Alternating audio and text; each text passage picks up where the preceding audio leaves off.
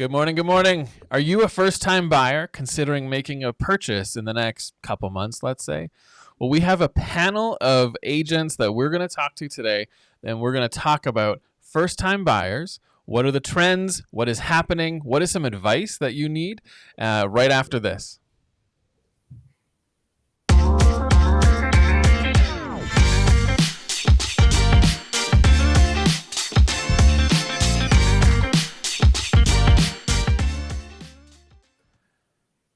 Good morning. Good morning.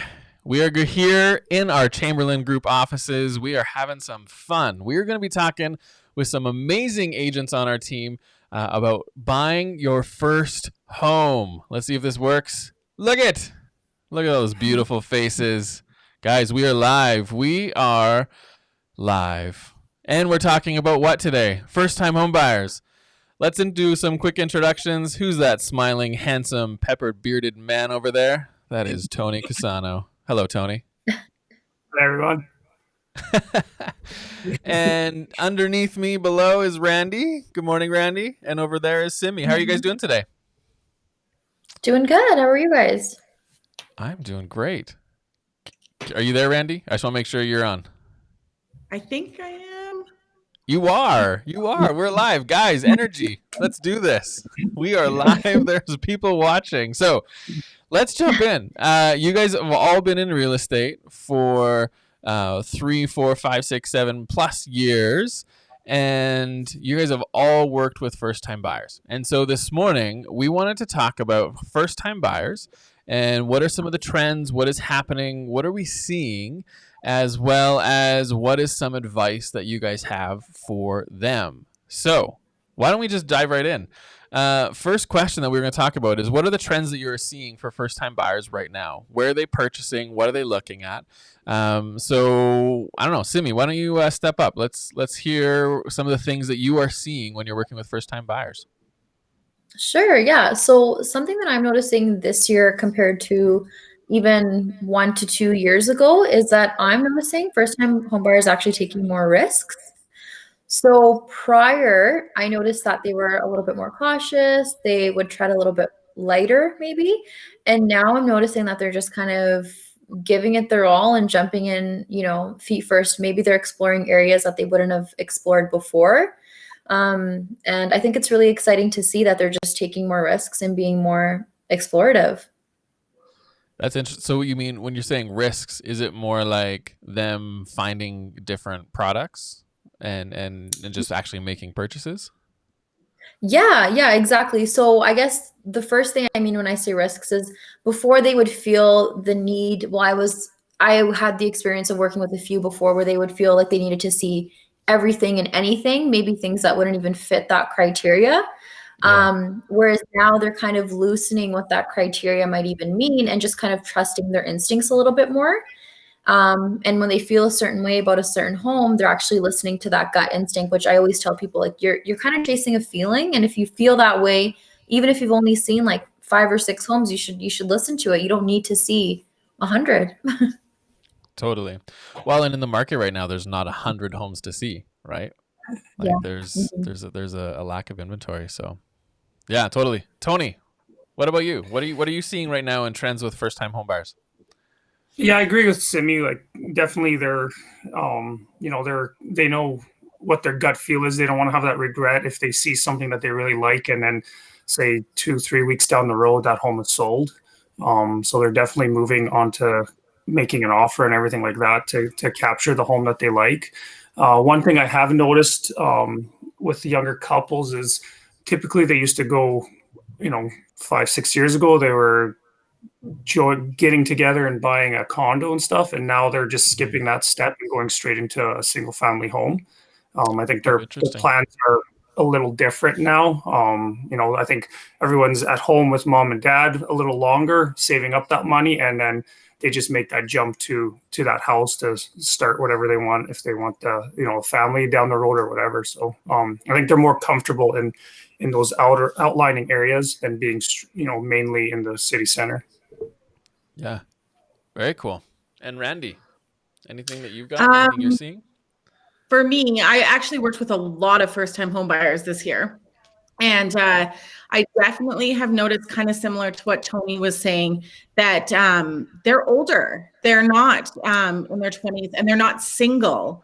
I noticed about 3, 4, 5 years ago, it was a lot of like a single male or a single female buying a condo on their own. This time I'm kind of seeing it's couples that were paying rent and don't want to pay rent anymore. And like Tony said, purchasing a little bit higher priced product because they've saved up or they've lived with their parents and they're out and they can afford a little bit more. And also the prices are allowing it a little bit more. Yeah. That is really interesting. I think I've seen that as well, where there's a lot of those early 30s type of couples that are making moves as their first time purchase. Actually, there was even people that have reached out to us on our website. I was chatting with them probably 6 months ago now, and they were in their 40s, late 40s, and they've always rented. And they were looking at interest rates and all that kind of stuff, and they were first time buyers. And so I think there's different things that are happening. Yeah. It's very true. I'm working with a couple right now that are first time buyers and they're in their 40s. So it's never too late. Interesting. So, I apologize. It seems like there's a delay here. I don't know if it's live or if it's us, but there's kind of a funny delay. So if you're watching, stick with us. We will figure this out. But number 2, second question for you guys. What areas of the city are you seeing first-time buyers purchasing in? But also, not only where they're purchasing, where are you seeing some opportunities for some fantastic properties for first-time buyers? I'm going to play Russian roulette and just let you guys go. Sure, I can go. I've noticed, I think I kind of touched on it on my last comment, that they're looking at the outlining areas a little more, like, suburbs, I guess you'd call it. And then they're definitely looking outside of Calgary to, towns and cities like Airdrie and Okotoks and places like that. And I've even had some first-time home buyers go even further out, like a good 45-minute to an hour drive out, and they're okay doing that to get a bigger home and a big yard and everything like that in their price range. So that's what I've been noticing a lot with their purchases in the areas that they're looking at. Yeah, interesting. I feel like for me it's kind of oh, was there a lag? Go ahead. It's okay, go ahead. Are you sure? Yes. Okay. I was gonna say for me, it's sort of a little bit of the opposite. I guess it does depend on the lifestyle of the clients you're working with, and all clients are different. For me, I'm noticing a lot more people wanting to go inner city, but their budgets are actually a little bit higher because, like Tony said and Randy said, they are staying with mom and dad a little bit longer, so their budgets have increased now. So still seeing a lot of interest around the outer parts of inner city, maybe not Beltline specifically, but the outer parts of inner city, where those duplexes are going up and some of those really nice infills as well. Some of the outer, maybe Nolan Hill, Evanston, some of those communities that aren't so close to inner city, but they're not, that far out as well. It's super affordable to live in some of those communities, and you can get a really nice house that you can stay in for a really, really long time. So I'm noticing a lot of people wanting to shift in that direction as well. Randy? For me, I work with a lot of clients out in what we call, the suburbs. And mostly before, when I'd get first-time home buyers, they wanted to try to go inner city and they could buy a condo or do something like that. But I'm finding now they're actually not totally against the idea of staying out in the suburbs. And it also has a lot to do with the fact that suburbs are now getting cool restaurants and cool shops. Yes. And the suburbs are kind of turning a little bit more cool. And so people will stay here because they can get a bigger home, maybe a little bit more space. Yeah, that's kind of what I've seen in the last little bit. Well, and from my perspective, I think let's call it 12, 13, 14, even 15 years ago when we started and working with a lot of first-time buyers, then there was no inner city lifestyle. That wasn't a thing. You rented a gross apartment downtown, and there was no cool restaurants to go to outside of the Keg up in Crowfoot or whatever. You know what I mean? And so there was this big shift of everyone moving or wanting, or a lot of the first time buyers moving inner city being like, hey, there's a lifestyle there. But then all of a sudden you've got like State and Main, and you've got all these other different restaurants that were or feel like they're inner city. Now they're out. Like, I mean, down in Seton, where you are, Randy, like all the stuff that's down there, all the stuff that's happening up in Nolan Hill, like all those different great little pockets that they're creating that give a, like Mahogany's whole inner city thing so is cool. It's got its so own cool. little. Yeah, it's super cool. And so I think that is happening where it's giving permission for the first time buyer to be further out versus being inner city, right? Yeah, totally. No, that's interesting. And again, if you guys are watching, if you have any questions or comments or thoughts, throw them in here, because we're going to wrap this up. We got our last question here. So what is your biggest advice, your biggest piece of advice for first-time buyers? So maybe someone who is watching this, maybe you are not a first-time buyer yourself, but you have people, or you know people who are first-time buyers. So what is some advice that we can kind of give you, an insider secret that you can share to those people, and can help them in purchasing their first home? And man, this is like a loaded gun. Who's it going to be? I can go first. That's no problem. All right. For me, I just really want to stress, like, know what you're buying. So if you're going to buy a condo or something like that, know that the condo fees attached to it can make it a little bit trickier to sell if you do have to sell it in 5 years to purchase your next home that suits your life in 5 years better, sort of thing. It's very important just to have an agent with you who can explain to you what you might come across. Like, when you're buying your first home at 30, your life changes a lot by the time you're 35. Totally. So you might have to, if you don't want to rent that property out, you might have to sell it. And 5 years is a short time to try to make money on a place, on a home. So just know what you're buying, ask a lot of questions, and you can be comfortable in your purchase that way. And think of your future self. Think of that future 5 years down the road. Totally. 5 years or 10. Like, we can't predict things like a pandemic, but we can predict things like maybe falling in love, having a baby or something, things like that. So is that predictable, or is that just like you're forcing it to happen sometimes? I don't know. Depends. No, that's good. That's really good advice. I think it's thinking of the future. That's perfect. How about you, Tony?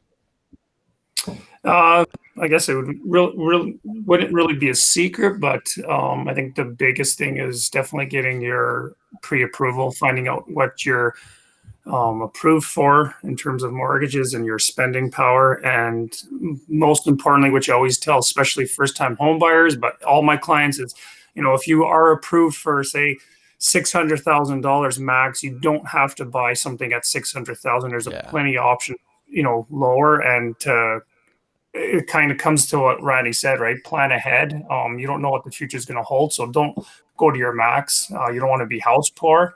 You don't know what's going to happen in the future. So if you have that space where you can leave some money behind and some savings, then definitely do that. That would be the biggest thing. Don't jump in with both feet and put all your savings and everything else into the home. Mm-hmm.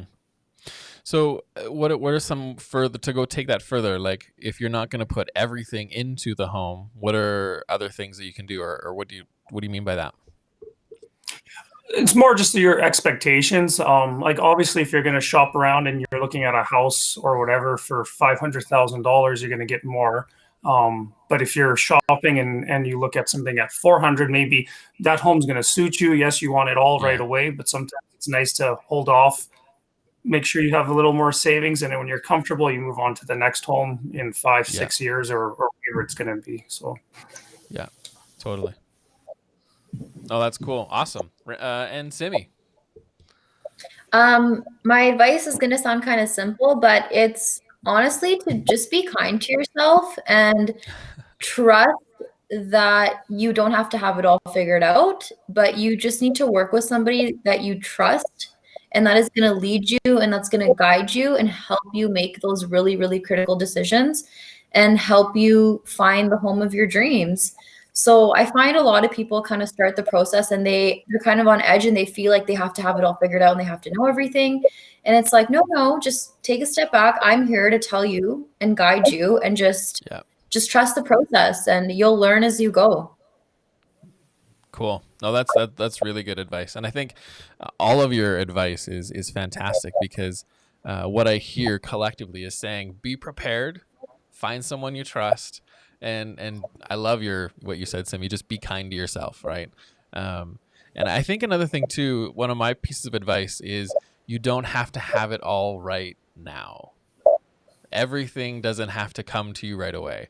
And I think I remember watching a lot of first-time buyers purchasing properties that were too much for them, and they stretched themselves too far because their parents were at a certain stage in life and they wanted to also be at that stage in life. So they were like, well, I have to be up here. I got to buy this type of property.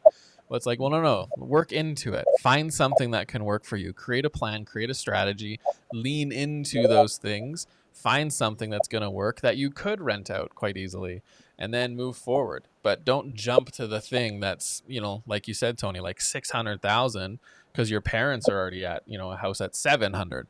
Well, you're not them. They took 30, 40, 50 years potentially to get to that place. So take your time, be kind to yourself. I love that, and make it happen. So this is great.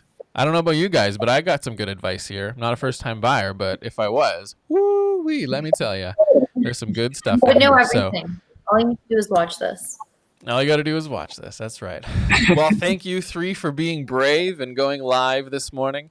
And for those that are watching, thank you for watching. If you have other questions, comment in the comments here, and we will definitely reach out, touch base with you, and help you how we can.